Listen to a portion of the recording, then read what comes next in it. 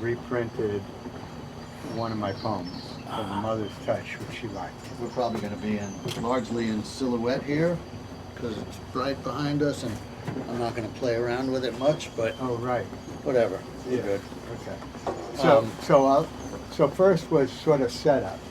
Then daily plan, just my notes were in dealing with the person to have an open mind to really find out what works or what's valued. Now again, it depends on the Well, before, let's status of just the person. establish it. So here we are again, Rob and David, Sharegiver Solutions, and today we're going to explore the game plan facet of Sharegiving. And we talked before about, before you get into the actual practical game plan, daily activities and everything else, you would naturally want to be as well informed as possible, which you certainly became. So talk a little about that. Right. Well, first of all, game plan, the basic idea of it is that you're taking on a role and a responsibility that can be, really hard. And many get It is hard. Yeah. Many get thrust into it without preparation. They don't really think it through, but they're in it.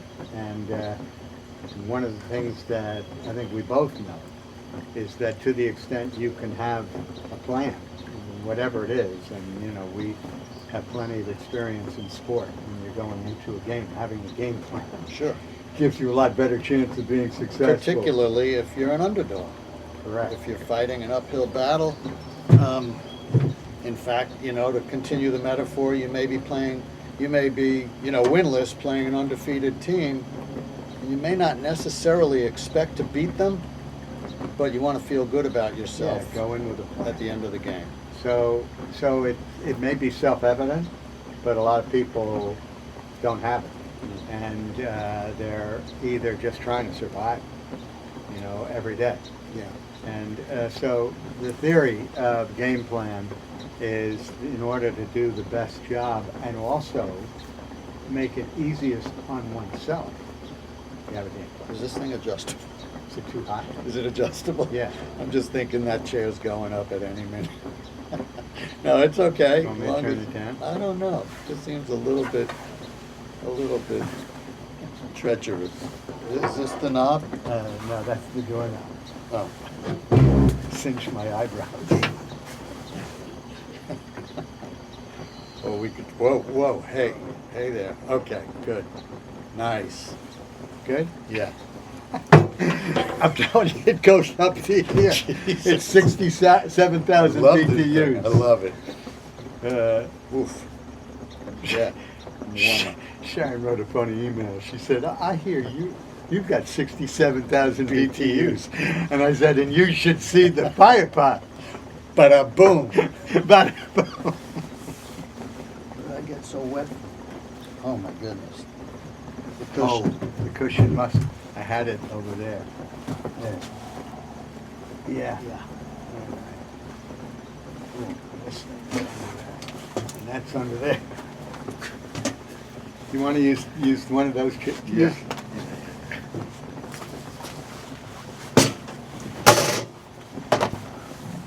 Move this over. Okay. So,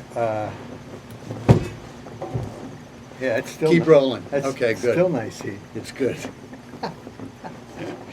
So yeah, the game plan, having an approach that obviously gives you more confidence as you address your role, and also just makes it easier on you rather than worrying about what to do next. And obviously in any game plan you have to build in adaptability for situations, which bring into play mindset, obviously. Of course. Yeah. But the underlying principle of it is to be the best sharegiver for the person you're taking care of. Not only do you need a game plan, but you have to be able to identify with it and ideally to share the kind of activities and programming that you build in, so it makes it more interesting for you. And in fact, it just represents, again, a chance to grow and develop while you're doing something that could otherwise be, stupefying, Yeah. as it is for many people. Well, I'm, kind of constantly reminded that all of it, the game plan, the mindset is really correlates to where you are in the disease, where you are along the No doubt. path. Which raises, I think, a good point, and really the starting point for any caregiver is information. I think it is absolutely vital that the caregiver understand the nature of the dementia, because there are many different syndromes for the overall disease, and they all have different characteristics or attributes. So, number one, in putting together a game plan, which again is like, and you would do in almost anything, you want to talk to the primary physician, who's usually the frontline person. You want to talk to a neurologist or a gerontologist who can give you the history of the impairment, and I think that's critically important.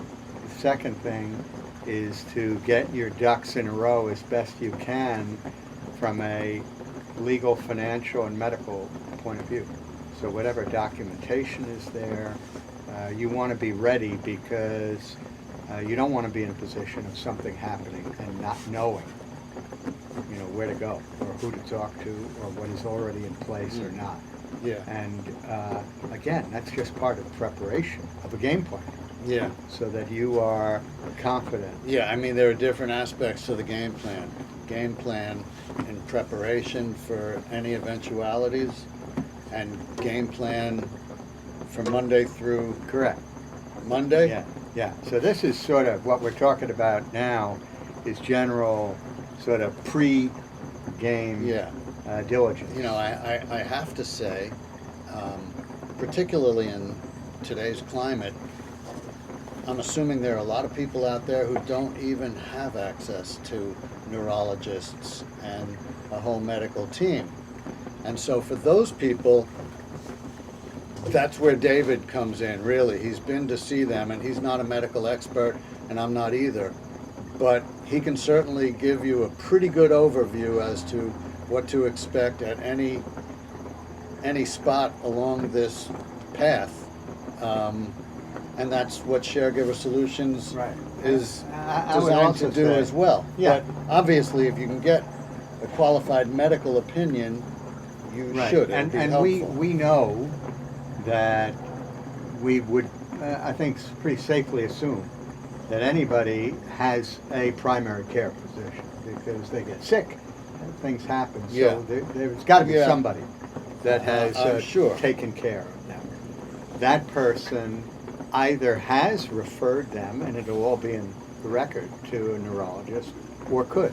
Yeah. And with Medicare, I would say, if they haven't been, then that's the first thing you would want Yeah. to do. Now, all of this stuff is practical Yeah, knowledge. but this is the way you build up a game plan. Yeah. First and foremost on what you know or what you can find out. Second is in interacting with this person, and if it's a family member, you know something about them. But it obviously serves one well to find out what this person, it may be your spouse, in which case you'd have the clearest knowledge, or a parent, or a sibling, or somebody else that you're in charge of, what they are interested in, what they've been interested in. This not only, again, reflects your own mindset, because you're being very proactive, and you want to, at every step in this process, I think, exhibit a very positive frame of mind for the person you take care of. I mean, that's really important. Yeah. And part of that is by going through this kind of a process. We've talked about one of the activities that we see as potentially really valuable is creating a mini documentary about the life of this person. Well, here's where this comes into play. Sure. Where a Sharegiver would routinely, to the extent they can, interview or talk to other family Certainly members engage or them in the friends, process. and engage them in the process. That enables you to, again, inform your game plan. Now, It also moves ahead to network, but we're not there yet. clearly. Yeah. And so you have mindset, network, game plan. They're all part of this share culture Yeah. that we're creating. So you want to learn as much as you can about what your partner in this is interested in. And relatedly, you want to identify those things and match them with your own interests, which is a real key ingredient to the success of Sharegiving, in my view, is to the extent that I, as a Sharegiver, am not just overseeing a daily Supervising schedule and Barbara's supervising activities. and saying, okay, Now it's time for to do this. Yeah.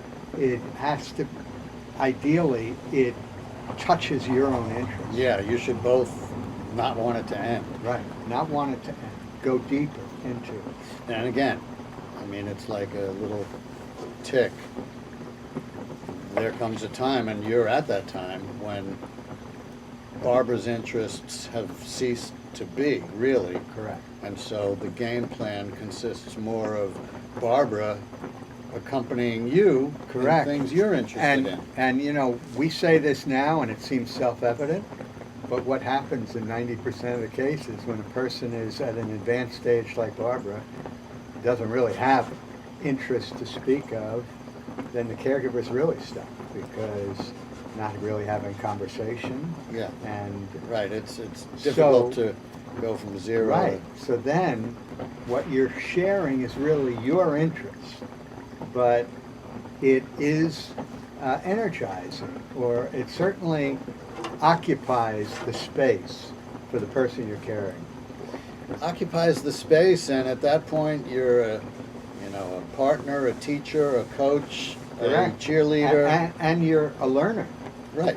I mean, That's true. because let's say, as I think is the case, I mean, if you ask me, just as a general matter, what would be irreducible for your quality of life? If you had to name a couple things you couldn't, Deal breakers. that you need to have, your favorite things, I would say my library and my garden. Bingo. I could do really well. Just give me those two things. And they happen. I mean, I've always thought a garden is the most fertile, not to use a pun, but loaded with activities and growth and the whole metaphor and the reality. Oliver Sacks says, Particularly this garden here. right, Oliver Sacks says gardening and music are the two things that most directly and richly help neurologically. Those two things. I would imagine the characteristics of a library are very close behind. Exactly. Either I mean, and obviously being that's read to, reading, exactly. storytelling. So, as a sharegiver, you really get the blessing of caring for somebody and sharing that time and space where you can grow. I think, okay. Whoa, here come the ducks. The geese. The geese. Geese. Duck, duck, goose. Can you believe that? It's like they're all B-52s flying overhead.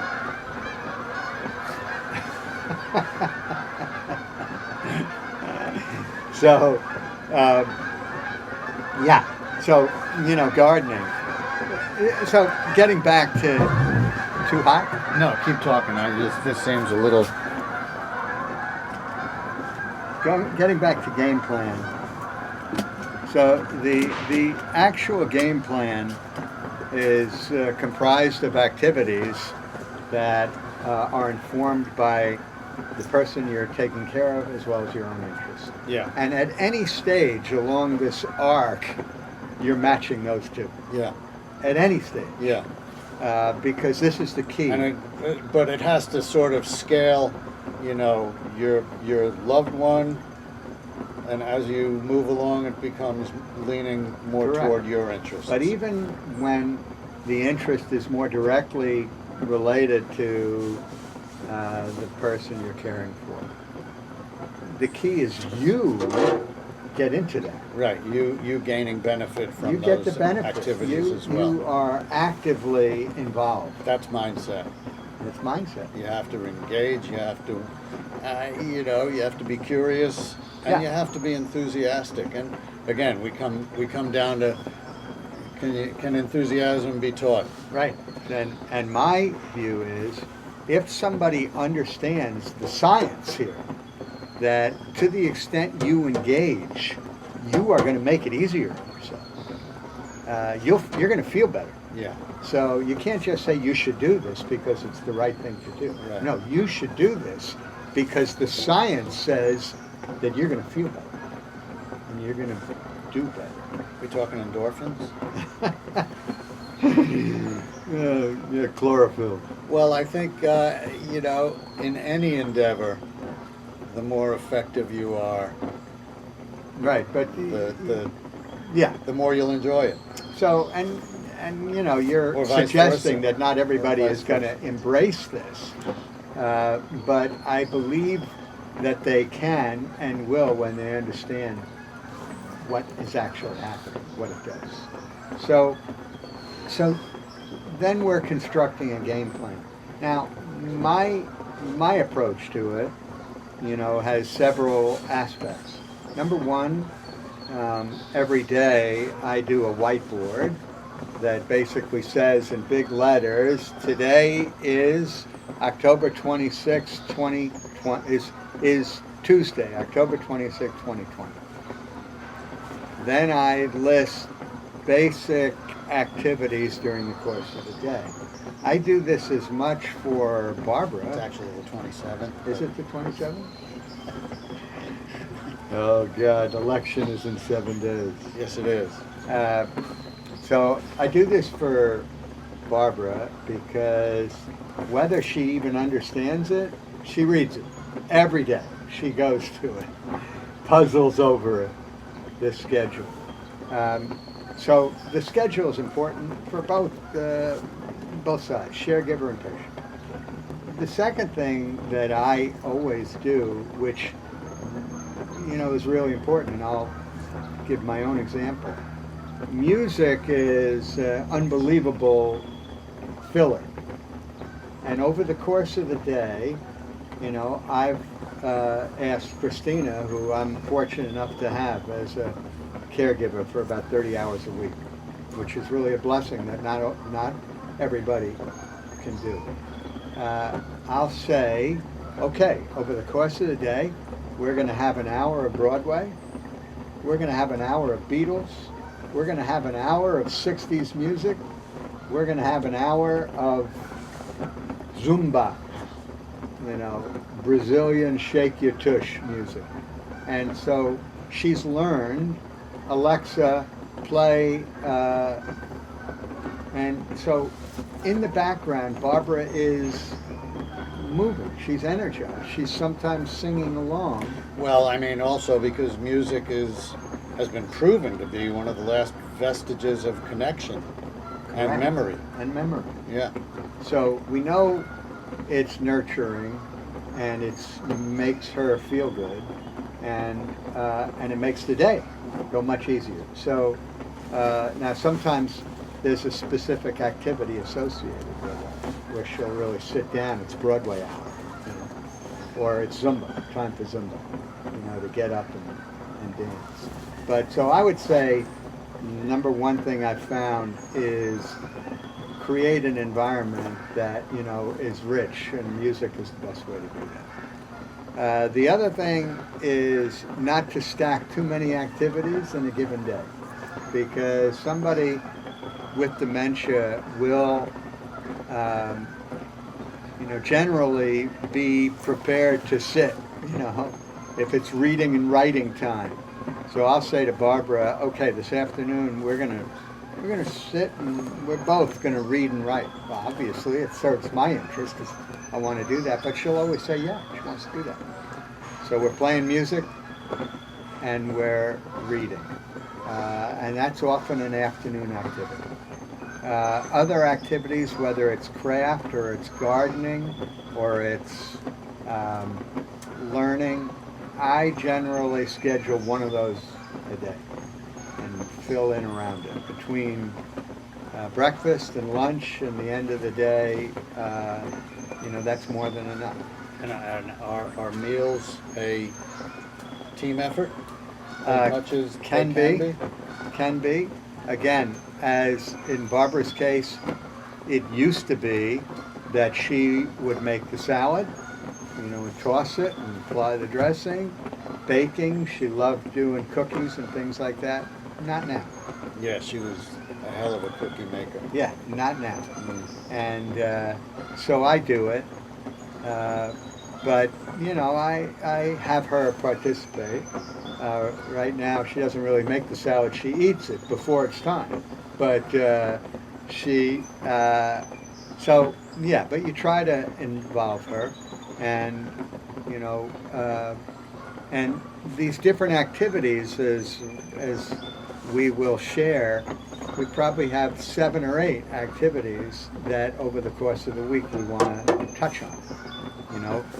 Learning is one, even if it's with the most rudimentary things of space retrieval, or it's writing 1, 2, 3, 4, or ABC, or looking at pictures of iconic images of celebrities and this and that. These are things that are interesting. She always wants to do it. Well, these are also things that Sharegiver Solutions will encourage, and as you mentioned before, videos, family films, Correct. home movies, old photos. Wedding albums. We could do photos and wedding albums every day. Yeah, and that's something that's pretty universal. Correct. And very useful, I know. And you can, probably, as you say, do it as often as you like, and it's still engaging and Correct. engrossing. And another thing that we do twice a week, and we pay for it, is having a fitness person come. But it's really basic. It's really dancing around. It's doing some push-ups off the counter. And Barbara has any number of friends that would come and do it with Barbara, twice a week. And if I didn't, have Mary Tower coming, I have somebody else. But Barbara knows that Monday morning at 9, I say, Mary's coming this morning to work out. She's happy. She's excited. And Friday at 1:30, Mary's coming. So fitness is a huge deal. And it occurs to me now that because some of her friends come and join in the class, that they would come, wouldn't charge. This Right. would be Sure. fantastic. Yeah. And they all know every routine, and they just plug in the music and they'd be dancing around. So I would say fitness is a huge deal. Socializing. Including walking. Including You walking. have walking paths. Including galore. walking around in the garden. Yeah. When we walk in the garden, I'm not that successful. We walk and we have different stones and this and that. We try to do, stretches and this and that. But, again, thinking about game plan, and I have along the right side of my game board things that I want to make sure to cover, if not every day, during the week, which is fitness, which is diet, which is social, which is intellectual, which may at the end of the day just be watching a movie on TV, but it's engaging somehow. Well, you involve reading. Yeah. To a large extent. Yeah, even though I don't think Barbara's reading for, gaining a lot, but she reads and she marks up the books.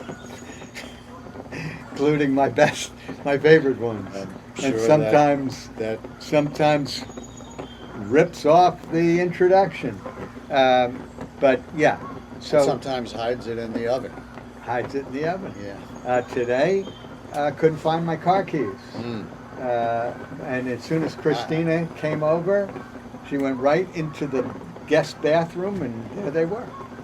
Christina did? Christina Yeah. did. Well, that's on you. You got to keep your keys close. Yeah, they were in the car. I mean, you're not great with keys anyway.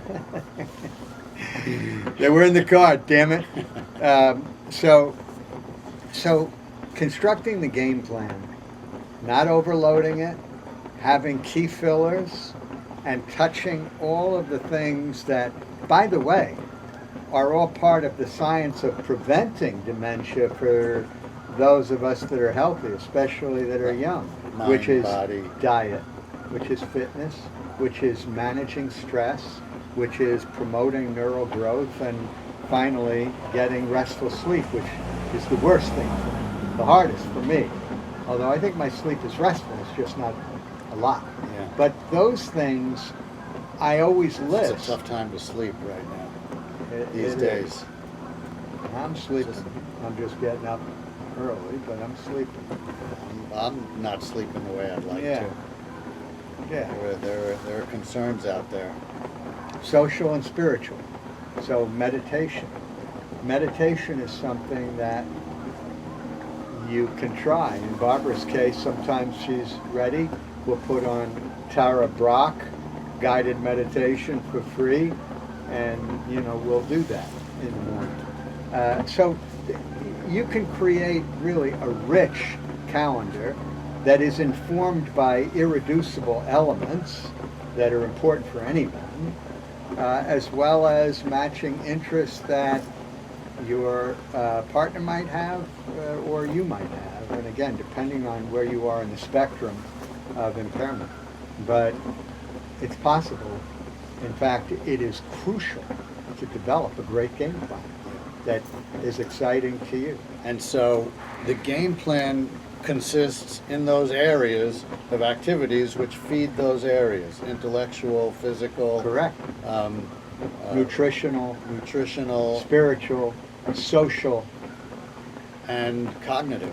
Yeah, and actually with Barbara, whether or not, again, it's meaningful, I have those listed on the side, and they never change. So we match them Right. to what we're doing, which she's fascinated by. Which is not to diminish it. And as you know, Barbara was a Really? very smart, able person. She doesn't necessarily know, but she loves that we're doing it. And she recognizes somehow. And I would imagine it's difficult for you or anyone to know exactly what she knows. Correct. She may know more than you think. Yeah, and episodically she does. Unfortunately, it's those times when she becomes sad and she'll cry Because she knows and what she she'll doesn't wish know. she were gone. Yeah, And nobody wants her. yeah. And she can't do anything. These are things that she'll say. And that's probably when you put on the Beatles. Correct. Or give her a hug, And- or both. Or both. And it's amazing that music will do that. Conversely, we can have the Beatles on and she's singing and dancing, and then in the next moment I can look and she's crying. Gross. So, Yeah. but, I think as we go forward, we can go into each of these activities, whether it's constructing a documentary about your loved one, whether it's setting up a learning exercises that can be interesting and fun, whether it's breaking down a craft-based activity like gardening and what you do year-round, especially gardening is inside. Well, you take it outside, you take it inside. Or you do certain things that are really discreet by square foot gardening or container gardening or all these things. And they're all things that, if you're a gardener, you're interested in all of them anyway. But so, that's the way we see it. And as you indicated before, they're all related because mindset is really behind all of this, your own. It's also a mindset that you want to teach and coach other people. because you will feel the imperative to do that if sharegiving is working. You want to share your knowledge. You want to share with young people that don't realize that all this is underway and they can prevent this if they act now. You want to share with friends and family that want to help. And you want to give them a way to do it. As I say, it just occurred to me on the fitness side that I could have somebody come every day. Yeah, just and put music on put and music start on and dancing. dance. Yeah, well, the unfortunate advantage here is that everybody knows the situation, whether they're directly affected or impacted, or they're a caregiver, or they know someone like or they're a millennial. Millennials, they're aware of the situation also, and in fact, as you know, of course, a quarter of all family member caregivers are millennials. Correct. Or what they call sandwich kids, who might be caring for an older adult and a kid. So, it doesn't come as a surprise to anybody that this is pervasive Right. and increasing. And part of what we want to do in terms of the game plan, and what I think, helps distinguish Sharegiver from a lot of other organizations, is that in addition to the emotional support and the networks and all the information we hope to help provide and experts that we'll present, is a practical game plan. And as you say, we're looking for a platform that will enable the Sharegiver to select activities on a weekly basis, a monthly basis, and set up a daily grid, Right. a week at a glance, And whatever it is. all of which, again, mindset. If I have a growth mindset, then everything that I do, just if I have it in my life, Yeah, not just as a caregiver, Sure. but as a human being, if I have a growth mindset, then everything represents an opportunity to grow, to feed my curiosity, to develop skills and interests, and which should be, lifelong. There's one other thing that we didn't mention that's part of game plan, which I think really requires a lot more exploration for the benefit of our audience, and I'm learning about it more and more, which is for the caregiver having a game plan for me as the caregiver of yeah, in discharging this role, I'm also living my own life, and therefore I have to think about how I can nourish that life independent of this role. yeah. And that's hard for a lot of people. I mean, some are living, split lives, as you said. They're taking care of their own families, or they're trying to pursue a career while they are being a caregiver, which is incredibly challenging. Again, it relates to mindset of the way you integrate all of that and think about it.